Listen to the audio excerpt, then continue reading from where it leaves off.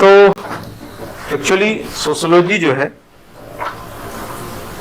इसमें समाज की जो व्यवस्था है, सामाजिक संबंध, उसका अध्ययन किया जाता है।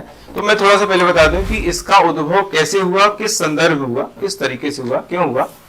एक्चुअली ये बात है 18वीं शताब्दी की। 18वीं शताब्दी में क्या हुआ है कि यूरोप में कुछ घटनाएं, दुर्घटनाएं हुई।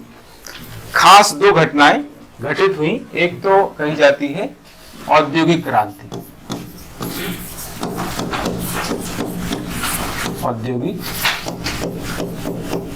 औद्योगिक क्रांति का जो समय माना जाता है वो 1750 से 1850 माना जाता है। आप सभी जानते हैं ब्रिटेन में ये सबसे पहले हुई थी। एक घटना ये हो गई।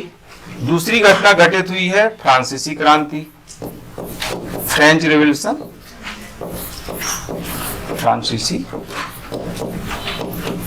क्रांति, और इसका समय है 1789। ये दो बड़ी घटनाएं जो है यूरोप में घटित हुई। एक ब्रिटेन में घटित हुई, एक फ्रांस में घटित हुई।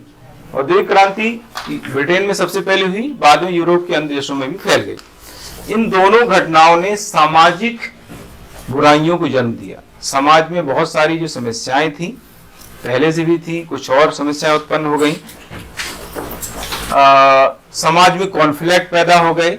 जैसे फ्रांस की जो राजक्रांति, उसके समय क्या था, राजा सर्वोपरि माना जाता था।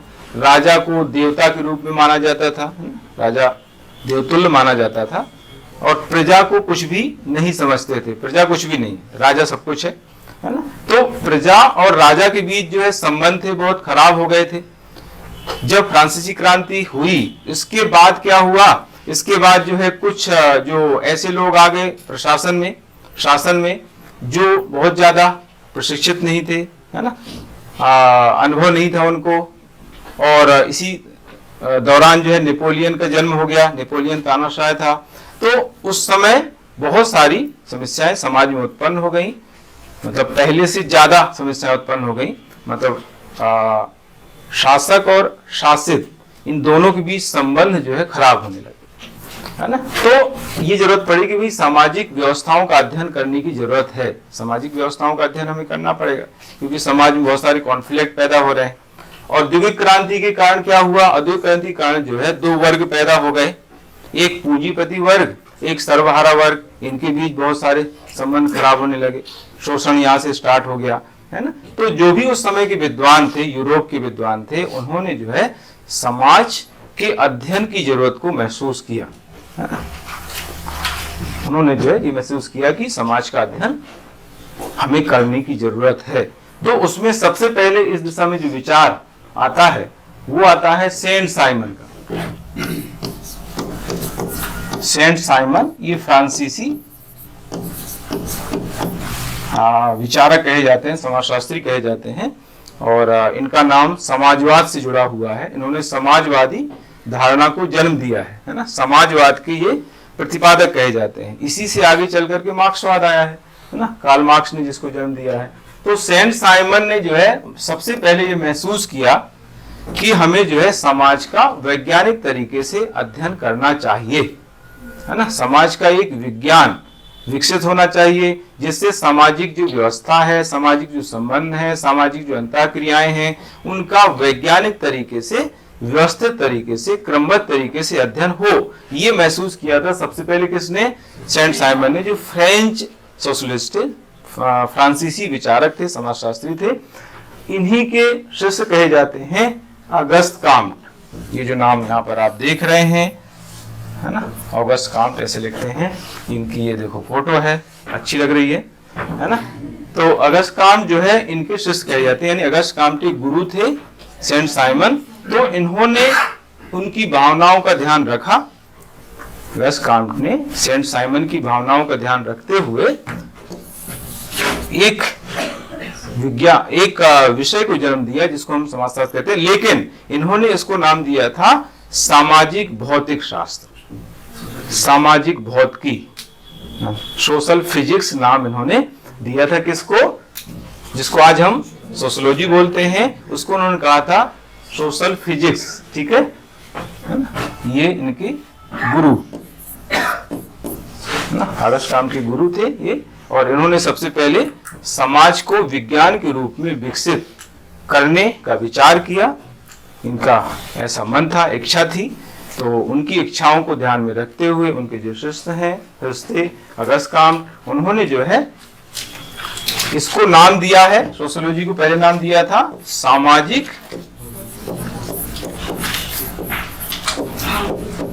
भौतिक शास्त्र। यही आगे चल करके हो गया, इन्होंने फिर आगे नाम दे दिया इन्होंने समाज शास्त्र, सोशियोलॉजी। और ये नाम उन्होंने दिया है 1838 में। 1838 में उन्होंने सोशियोलॉजी सबसे पहले वर्ड यूज किया था, है ना।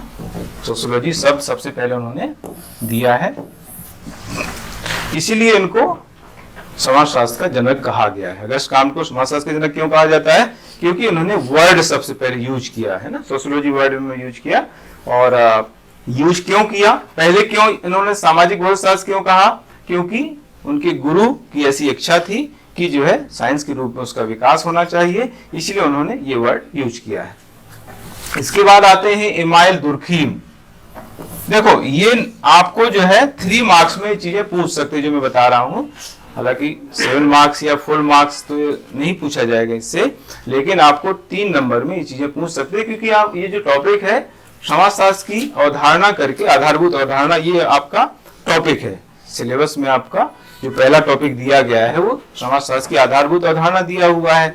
तो समाजशास्त्र से संबंधित 3 मार्क्स में इस तरह के क्वेश्चंस आपको पूछे जा सकते हैं, ठीक है। तो अगस्त काम्ट का नाम हो गया, अगस्त काम्ट ने सोशियोलॉजी वर्ड दिया है। सबसे पहले उनको समाजशास्त्र का फादर बोलते हैं। फिर इमाइल दुर्खीम, ये भी फ्रांस के समाजशास्त्री कहे जाते हैं। इमाइल दुर्खीम को आधुनिक समाजशास्त्र के जनक क्यों कहा जाता है? क्योंकि इन्होंने समाजशास्त्र को अन्य सामाजिक विज्ञानों से पृथक करने में योगदान दिया है ना। इनका सबसे बड़ा योगदान किसमें है? इमाइल दुर्खीम का अन्य जो सामाजिक विज्ञान है, अन्य जो विषय हैं, उनसे समाजशास्त्र को अलग कर दिया, पृथक विषय के रूप में स्थापित किया। इसलिए इमाइल जो दुर्खीम है उनको कहते हैं आधुनिक समाजशास्त्र का जनक, फादर ऑफ मॉडर्न सोशियोलॉजी उनको कहा जाता है। और इमाइल दुर्खीम को अगस्त काम्ट का उत्तराधिकारी बोला गया क्योंकि वो भी फ्रांस के थे। सेंट साइमन के उत्तराधिकारी कौन कहलाए? अगस्त काम्ट। अगस्त काम्ट के उत्तराधिकारी कौन कहलाए? इमाइल दुर्खीम, है ना। इसके बाद फिर नाम कुछ और आते हैं। इसके बाद नाम आता है John Stuart Mill. John Stuart Mill ने जो है इसकी थोड़ा सा आलोचना भी की है।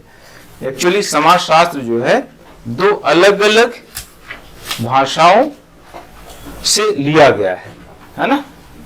सोशियोलॉजी, है ना, सोशियो और लोगस, ये 2 वर्ड है। सोशियो जो वर्ड है ये फ्रेंच वर्ड है और लोगस जो है ग्रीक वर्ड है। 2 अलग अलग भाषाओं के शब्दों को मिलाकर के सोशियोलॉजी बना है, इसलिए उसको कहा जाता, इन्होंने कहा है कि इथोलॉजी, इन्होंने कहा है कि भाई समाजशास्त्र को समाजशास्त्र कहना सही नहीं है, समाजशास्त्र को क्या कहना चाहिए? इथोलॉजी कहना चाहिए। और इन्होंने समाजशास्त्र को 2 भाषाओं की अवैध संतान बोला है। ये कहते हैं स्टुअर्ट मिल, क्या कहते हैं? समाजशास्त्र 2 अलग अलग भाषाओं की अवैध संतान है ना। उन्होंने लिखा है समाज शास्त्र 2 अलग अलग भाषाओं, अलग अलग भाषाएं कौन सी हैं? लैटिन तथा ग्रीक की अवैध संतान है, ये है ना।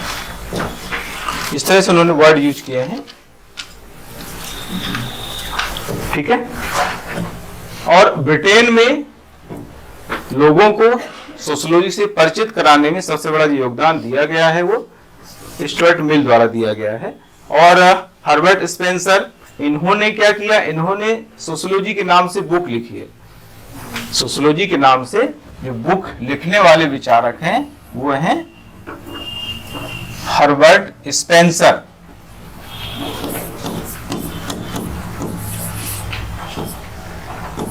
सोशियोलॉजी नामक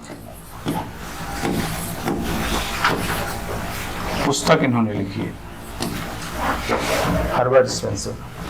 मैक्स वीबर का नाम जो है इस रूप में लिया जाता है कि इन्होंने सोशियोलॉजी को विज्ञान के रूप में विकसित करने में योगदान दिया है। मैक्स वीबर जर्मन समाजशास्त्री, लोक प्रशासन में भी इनका नाम आता है। इन्होंने नौकरशाही विचारधारा दी है। नौकरशाही करके आपके सिलेबस में मेरे ख्याल से वो निबंध भी है, नौकरशाही का निबंध भी आता है, मतलब सिलेबस में है। तो मैक्स वीबर का नाम पब्लिक एड में भी आता है और सोशियोलॉजी में भी आता है ना।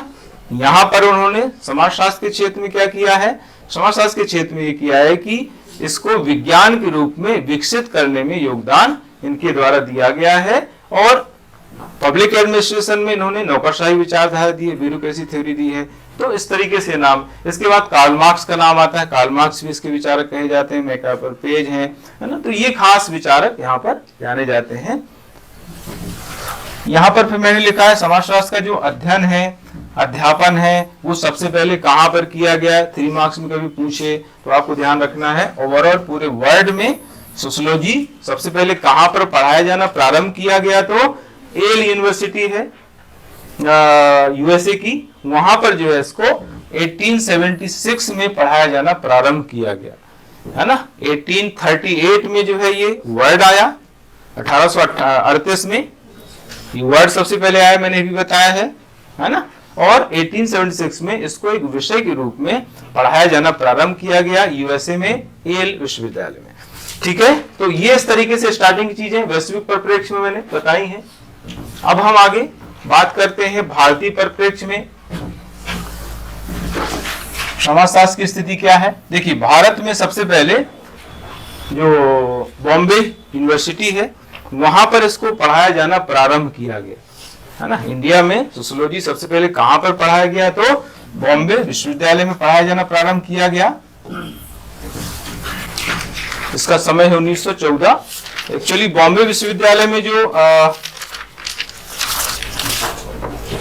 डिपार्टमेंट बना था, मतलब सोशियोलॉजी का सबसे पहला जो डिपार्टमेंट बना था वो बॉम्बे विश्वविद्यालय में ही बना था। और उसके अध्यक्ष थे एक ब्रिटिश समाजशास्त्री थे, उनका नाम है प्रोफेसर पैट्रिक गेडिस। प्रोफेसर पैट्रिक गेडिस, ये मुंबई, अब मुंबई बोलते हैं, हालांकि पहले मुंबई बोलते थे, मुंबई विश्वविद्यालय के अंतर्गत समाजशास्त्र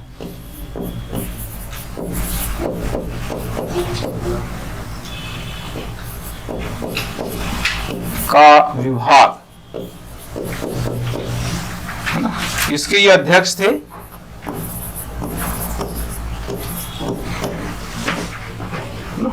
सबसे पहले मुंबई विश्वविद्यालय में समाजशास्त्र का विभाग स्थापित किया गया।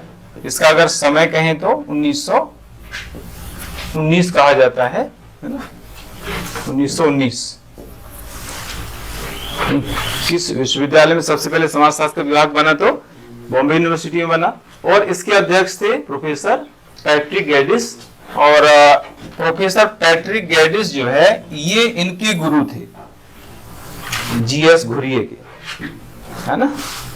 जीएस घुरिये इनके उत्तराधिकारी माने जाते हैं, क्योंकि जीएस घुरिये जो है बॉम्बे यूनिवर्सिटी में जो डिपार्टमेंट था सोशियोलॉजी का, उसके ये अध्यक्ष बनाए गए थे बाद में। पैट्रिक गेडिस जब रिटायर हो गए तो इनके स्थान पर जो अध्यक्ष बने थे सोशियोलॉजी डिपार्टमेंट के, वो कौन बने थे, जीएस घुरिये, डॉक्टर गोविंद सदाशिव घुरिये, है ना। ये समाजशास्त्र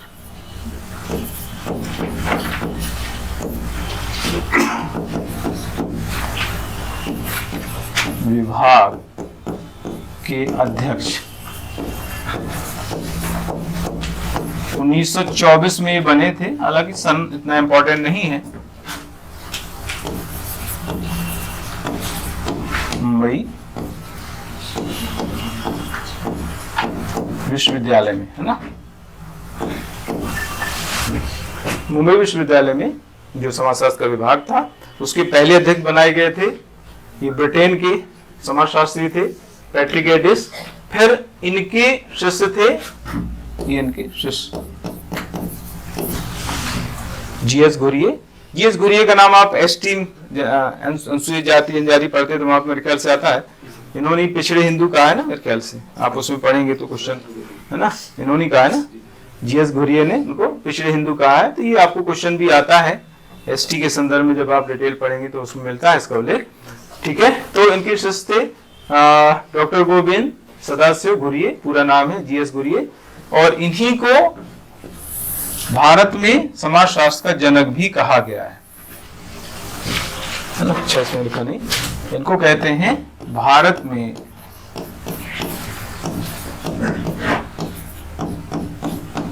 समाज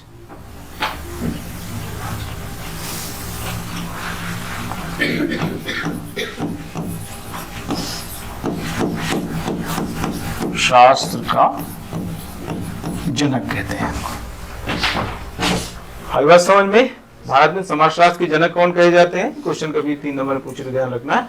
जीएस घुरिये कहे जाते हैं। और जीएस घुरिये के बाद फिर नाम आता है राधा कमल मुखर्जी का। ये है राधा कमल मुखर्जी, इनका नाम इसके बाद आता है। राधा कमल मुखर्जी जो है लखनऊ विश्वविद्यालय में जो समाजशास्त्र का विभाग था उसके अध्यक्ष कहे जाते हैं, है ना। राधा कमल मुखर्जी कहाँ के अध्यक्ष थे? लखनऊ विश्वविद्यालय में समाज शास्त्र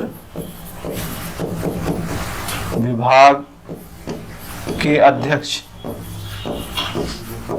ये, है ना। तो सबसे बड़ा योगदान अगर पूछा जाए भारत में किसका है सोशियोलॉजी के संबंध में, तो जीएस घुरिये का नाम आता है। सेकेंड नाम आता है राधा कमल मुखर्जी, ये लखनऊ विश्वविद्यालय के विभाग अध्यक्ष थे। अगर हम एमपी के संदर्भ में बात करें तो मध्य प्रदेश समाजशास्त्र का अध्ययन इंदौर में हुआ है, इंदौर में हम लोग रह रहे हैं, है ना, तो हमारे लिए सौभाग्य की बात है, सोशियोलॉजी पढ़ रहे हैं। तो इंदौर में क्रिश्चियन जो कॉलेज है वहां पर इसको स्टार्ट किया गया था सबसे पहले पढ़ाना। और मध्य प्रदेश में इस क्षेत्र में सबसे ज्यादा योगदान जो दिया है वो है एससी दुबे। एमपी में समाजशास्त्र को आगे बढ़ाने में, समाजशास्त्र को, एंथ्रोपोलॉजी को आगे बढ़ाने में सबसे बड़ा योगदान कहा जाता है एससी दुबे। दोनों का योगदान है, पति पत्नी। इनकी जो पत्नी थी लीना दुबे और एससी दुबे, दोनों पति पत्नी थे, दोनों दंपति थे। तो दोनों ने जो है मध्य प्रदेश में सोशियोलॉजी और एंथ्रोपोलॉजी दोनों को आगे बढ़ाने में बहुत बड़ा योगदान इन्होंने दिया हुआ है। तो ये बात मैंने अभी तक आप लोगों को बताई है समाजशास्त्र के उद्भव के संबंध में, वैश्विक परिप्रेक्ष्य में और भारतीय परिप्रेक्ष्य में। ठीक है, तो यहां तक क्लियर हो गया सबको। ये जो चीजें मैंने बताई हैं, बता रहा हूं, ये सारी चीजें आपको 2 मार्क्स में पूछी जाएंगी नए सिलेबस के अकॉर्डिंग। 7 मार्क्स या 10 मार्क्स में यहाँ पर कोई क्वेश्चन आपको नहीं बनने वाला है। और ये बेसिक चीजें हैं, ये आपको आनी चाहिए। जब हम सोशियोलॉजी पढ़ रहे हैं तो हमें जो है ये बेसिक चीजें तो पता होना चाहिए, है ना, कि कहाँ से इसका उद्भव हुआ। यूरोप में सबसे पहले इसका उद्भव हुआ, खासतौर से फ्रांस में सोशियोलॉजी का उदय हुआ। इसके जनक कौन थे, किस किस ने इसने योगदान दिया, किस संदर्भ में योगदान दिया। भारत में जो है इसका उद्भव कहाँ पर हुआ, सबसे पहले कहाँ पढ़ाया गया, भारत में इसका विकास कहाँ से हुआ, किसने किया, है ना, मध्य प्रदेश में इसमें किसने योगदान दिया इसके विकास में। ये सारी चीजें आपको जानना जरूरी रहेगा और एग्जामिनेशन में यहाँ से क्वेश्चन 2 मार्क्स में बनेंगे। अब हम बात करते हैं इसके अर्थ की। जैसा मैंने आप लोगों को बताया है कि समाजशास्त्र जो है, अंग्रेजी जो शब्द है सोशियोलॉजी, इसमें 2 वर्ड हैं, दो अलग अलग भाषाओं के वर्ड हैं, एक तो है लैटिन जो है सोशियस, और दूसरा है लोगस। ये लोगस एक्चुअली ऐसा है, LOGAS है, ये LOGAS है ना, लोगस से बना है। सोशियस का मतलब होता है समाज, लोगस का अर्थ है विज्ञान या अध्ययन। तो इसका अगर शाब्दिक दृष्टि से इसका अर्थ हम समझेंगे तो ये हो जाएगा समाज का विज्ञान यानी समाज का अध्ययन। इसके अंतर्गत क्या क्या आता है अभी हम आगे इसको देखेंगे। इमानुएल दुर्खीम ने इसको कहा है समाजशास्त्र सामूहिक प्रतिनिधित्व का विज्ञान है ना, collective representation, science of collective representation. Sociology is collective representation, science of collective representation उन्होंने कहा है इमानुएल दुर्खीम ने, है ना। Sociology is science of collective representation, समाजशास्त्र सामूहिक प्रतिनिधित्व का विज्ञान है। इंग्लिश वाले इसमें स्टूडेंट होंगे कुछ, कितने लोग हैं इंग्लिश के? कमी है ना। तो इंग्लिश का मैटर आप लोगों को अलग से मिल जाएगा, क्योंकि ये जो हिंदी में मैंने तैयार किया है ना, अभी पूरा तैयार चल ही रहा है। तो इस तरह से देखो पूरा मैंने ये पूरा लिखा हुआ है, हाथ से लिखा है। देखो ये मैटर पूरा हाथ से लिखा है, इसको टाइप करा के फिर इसका इंग्लिश ट्रांसलेशन किया जाएगा, है ना। अभी ये पूरा हिंदी में टाइप होगा, फिर इसी का पूरा इंग्लिश ट्रांसलेशन करा के आपको जो इंग्लिश मीडियम वाले बच्चे हैं उनको मिल जाएगा, हिंदी वालों को तो मिल ही जाएगा। जैसे हमने पुराना जो सिलेबस था उसकी बुक हिंदी में लिखी थी मैंने, और पूरी की पूरी उसको इंग्लिश में ट्रांसलेट हमने कराया था, है ना। तो समाजशास्त्र में क्या क्या है ये देखिए, आगे आप समझ सकते हैं क्या क्या चीजें समाजशास्त्र में आती हैं। इतनी चीजें समाजशास्त्र में आती हैं। देखो समाजशास्त्र में 4 चीजें हैं खास तौर से, और इन चारों के अलग अलग विचारक हैं, है ना। समाज का अध्ययन समाजशास्त्र को कहा जाता है, सिंपल लैंग्वेज में समाज का अध्ययन है। सामाजिक संबंधों का अध्ययन है ना, समाजशास्त्र में सामाजिक संबंधों का अध्ययन किया जाता है। तो समाज का अध्ययन है, ये किसने कहा है? ये विचारक है, देखो लिखे हुए हैं, वार्ड, गिडिंग्स, ऑडम, समनर। ये कहते हैं कि समाजशास्त्र जो है समाज का अध्ययन है ना, स्टडी ऑफ सोसाइटी। कुछ विचारक कहते हैं सामाजिक संबंधों का अध्ययन है ना। ये मैकाइवर, पेज, मैक्स वीबर, क्यूबर ऐसा कहते हैं कि ये सामाजिक संबंधों का अध्ययन है ना, सोशल रिलेशनशिप की स्टडी है। समूहों का अध्ययन है, कुछ लोग कहते हैं। समूह का अध्ययन कहने वाले हैं जॉनसन, नॉब्स, हाइन और फ्लेमिंग जो है, ये कहते हैं कि ये समूहों का अध्ययन है, ग्रुप्स, स्टडी ऑफ ग्रुप्स। सामाजिक अंतःक्रिया, सोशल इंटरेक्शन का अध्ययन इसको कहने वाले हैं जेन्सबर्ग, हाबहाउस, जॉर्ज सिमेल, गिलन और गिलन। हालांकि ये आपको याद नहीं रखना है किसने क्या कहा, आपको ध्यान रखना है कि समाजशास्त्र में किसका अध्ययन किया जाता है। तो ये 4 पॉइंट जो दिए गए हैं वो आप लोगों के लिए इंपॉर्टेंट है। विचारक उतने इंपॉर्टेंट नहीं है, क्योंकि आपको ये नहीं पूछे जाएंगे। मैंने आप लोगों को पहले बताया है कि पूरा जो सोशियोलॉजी है वो अप्लाइड है, थ्योरेटिकल नहीं है। ये थ्योरी में चीजें आ जाती हैं। ये जो ग्रेजुएशन लोग करते हैं उनको ये चीजें याद रखना होती हैं। आपको सिर्फ क्या याद रखना है, आपको ये 4 चीज याद रखना। मैंने हालांकि लिखा है यहाँ पर, लेकिन याद रखने की चीज ये 4 है कि समाजशास्त्र के अंतर्गत 4 चीजों का अध्ययन किया जाता है। समाज का अध्ययन किया जाता है, सामाजिक संबंधों का अध्ययन किया जाता है, समूह जो है ग्रुप्स हैं उनका अध्ययन किया जाता है, और समाज में जो इंटरेक्शन होता है, सामाजिक जो अंतःक्रिया होती है, उनका भी अध्ययन इसमें किया जाता है। अलग अलग विचारक ऐसा कहते हैं। सभी विचारकों के जो विचार हैं उनको मिलाकर के यहाँ पर मैंने लिख दिया है। तो ये हो जाता है इस तरह से समाजशास्त्र के बारे में। ये एक आधारभूत अवधारणा है, हमने सिलेबस में आपको दिया हुआ है। समाज शास्त्र की आधारभूत अवधारणा क्या है, वो उसमें आपको ये चीज बताना है। अगर यही क्वेश्चन आपको 7 मार्क्स से पूछ लिया जाए, मान लीजिए वही हेडिंग उठा के रख दे हो, समाजशास्त्र की आधारभूत अवधारणा को समझाइए, तो आपको जो है क्या बताना रहेगा, आपको जो है समाजशास्त्र का पहले शाब्दिक अर्थ बताना रहेगा, उसके शब्द से हम अर्थ निकालेंगे, फिर उसका भावार्थ आपको लिखना रहेगा, व्यापक अर्थ लिखना रहेगा, एक कोई विचारक की डेफिनेशन हम लिख देंगे, जैसे जो मैंने लिखी है दुर्खीम की, कोई भी डेफिनेशन हम लिख देते हैं। एक छोटी डेफिनेशन हमें लिखना होती, लिखना होती है, जिससे हमें वो चीज याद रहे, है ना। बड़ी बड़ी डेफिनेशन, लंबी चौड़ी डेफिनेशन हम याद तो कर लेते हैं, लेकिन वहां पर लिख नहीं पाते हैं, इसलिए उसको याद ही नहीं करो, मतलब क्या। और फिर आपको लास्ट में ये चीज बता देना है समरी के रूप में कि समाजशास्त्र में इन चीजों का अध्ययन किया जाता है। तो ये है समाजशास्त्र की आधारभूत अवधारणा। ये टॉपिक यहाँ पर कंप्लीट हो जाता है। इसके बाद समाज का भारतीय, जो समाज की भारतीय संकल्पना है वो आगे है, वो हम उस पर कल चर्चा करेंगे मेरे ख्याल से, ये आज काफी हो गया, है ना। इसके बाद में अगला जो सब्जेक्ट है उसको लूंगा, ठीक है। यहाँ के आगे कल ही मैं इसमें स्टार्ट कर दूंगा परिवार, जो आपके सिलेबस में कुटुंब परिवार है, कुटुंब में पहले, लेकिन हम पहले परिवार पढ़ेंगे, फिर परिवार के जो टाइप्स हैं, अलग अलग टाइप्स हैं उसके, सदस्य संख्या के आधार पर है, विवाह के आधार पर है, उत्तराधिकार के आधार पर है, अधिकार के आधार पर है, वंश परंपरा के आधार पर, बहुत सारे टाइप्स हैं अलग अलग आधार पर। तो उसमें एक आता है सदस्य संख्या के आधार पर प्रकार, जिसमें एकल परिवार है, संयुक्त परिवार है, विस्तृत परिवार है। तो उसमें संयुक्त परिवार को आपको ज्यादा पढ़ना है। संयुक्त परिवार के विघटन के कारण ये तो आप लिख लो कि क्वेश्चन आने ही आना है।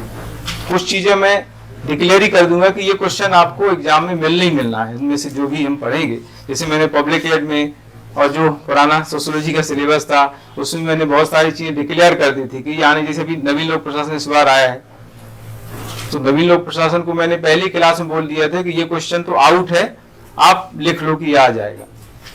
पहली बार जब पब्लिक एडमिनिस्ट्रेशन जोड़ा था तो मैंने विकास का एक क्वेश्चन बोला था कि लोक प्रशासन का विकास, ये क्वेश्चन तो मतलब आपको लिखना ही लिखना है एग्जाम में जाके, तो आ गया।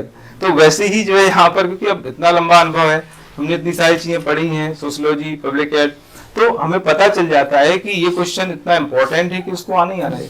संयुक्त परिवार के विघटन के कारण लगभग तय है आना। एकल परिवार, आज भारत में एकल परिवार, संयुक्त परिवार एकल परिवार के रूप में विकसित होते जा रहे हैं, कारण से व्याख्या कीजिए, इस तरह क्वेश्चन भी आपको बन सकता है। तो इस पर हम चर्चा कल करेंगे। तो आज इतना ही, अभी हम 5 मिनट में अगला पीरियड स्टार्ट करते हैं।